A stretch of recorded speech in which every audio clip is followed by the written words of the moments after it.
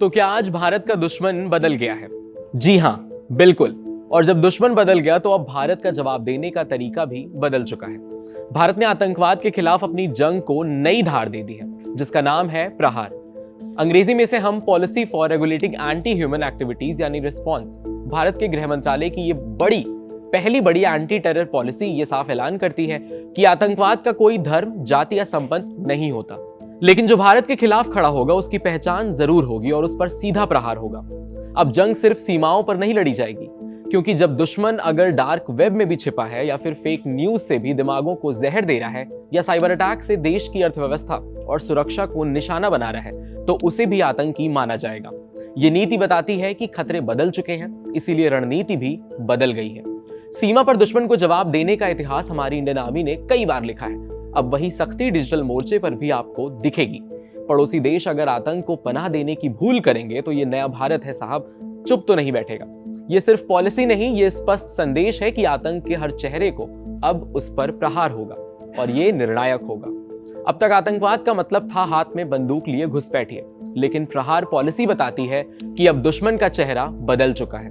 अब खतरा पानी, जमीन और हवा तीनों की ओर से है। सीमा पार से अब केवल आतंकी नहीं आ रहे हैं, बल्कि ड्रोन के जरिए ड्रग्स, हथियार और विस्फोटक भेजे जा रहे हैं। प्रहार में साफ कहा गया है कि आतंकी और दुश्मन देश ड्रोन तकनीक का इस्तेमाल करके भारत की सुरक्षा में सेंध लगाने की कोशिश कर रहे हैं। आज का आतंकी AK-47 से ज्यादा खतरनाक तरीके से क्रिप्टो वॉलेट और इंक्रिप्शन टूल का इस्तेमाल कर रहा है।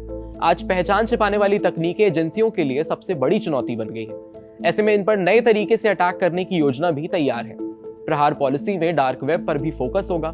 आतंकी अब फंड जुटाने के लिए बैंकों का नहीं बल्कि क्रिप्टो वॉलेट का सहारा ले रहे हैं। भर्ती और ट्रेनिंग गाइडेंस के लिए इंस्टाग्राम, टेलीग्राम, व्हाट्सएप जैसे प्लेटफॉर्म्स का इस्तेमाल हो रहा है। इंटरनेट की दुनिया में अपनी पहचान छिपाकर आतंकी हमले की साजिश रचना अब आसान हो गया है, लेकिन ये अब रुकेगा और बंद होगा, क्योंकि भारत का प्रहार इसी डिजिटल अंधेरे में छिपे शिकारियों पर होगा जो इनको बेनकाब करने की रणनीति है। इस पॉलिसी में CBRNED इस शब्द का जिक्र है, जिसके एक एक अक्षर में इसकी पॉलिसी साफ पता चलती है। C से केमिकल, B से बायोलॉजिकल, R से रेडियोलॉजिकल, N से न्यूक्लियर, E से एक्सप्लोजिव और D से डिजिटल। गृह मंत्रालय का मानना है कि आतंकी अब ऐसे खतरनाक मटेरियल तक पहुंचने की कोशिश कर रहे हैं जिससे बड़े पैमाने पर तबाही मचाई जा सके, चाहे वो जहरीली गैस का हमला हो या डिजिटल वायरस के जरिए पूरे देश का पावर ग्रिड ठप करना हो। भारत अब इन खतरों पर सीधा प्रहार करेगा, क्योंकि ये नया भारत है।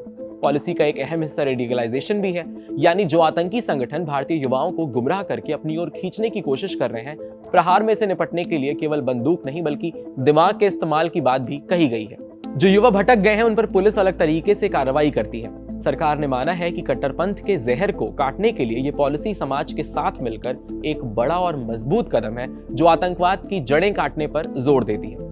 आपको बता दें कि भारत ने इस पॉलिसी में अलकायदा और आईसिस जैसे ग्लोबल आतंकी समूहों का नाम लेकर दुनिया को भी आगाह किया है कि जैसे भारत के अंदर छिपे हुए स्लीपर सेल के जरिए वो हिंसा भड़काने की कोशिश कर रहे हैं, विदेश में बैठे आकाओं के साथ नेटवर्क बना रहे हैं, वो अब सावधान हो जाएं, क्योंकि ये प्रहार ऐसा करेगा जिसकी गूंज उन देशों के कानों तक भी जाएगी जहां से ये पनपना शुरू हुए थे। और फर्क साफ दिखेगा कि अब अगर कोई ऐसी हरकत हुई तो फिर खैर नहीं। ऐसी अमेजिंग एक्सप्लेनर्स देखने के लिए कड़क के YouTube चैनल को सब्सक्राइब करिए, फॉलो करिए अब इंस्टाग्राम पर और देखते रहिए कड़क। आपके साथ मैं हूं वात्सल्य, कैमरे के पीछे थे दीपक।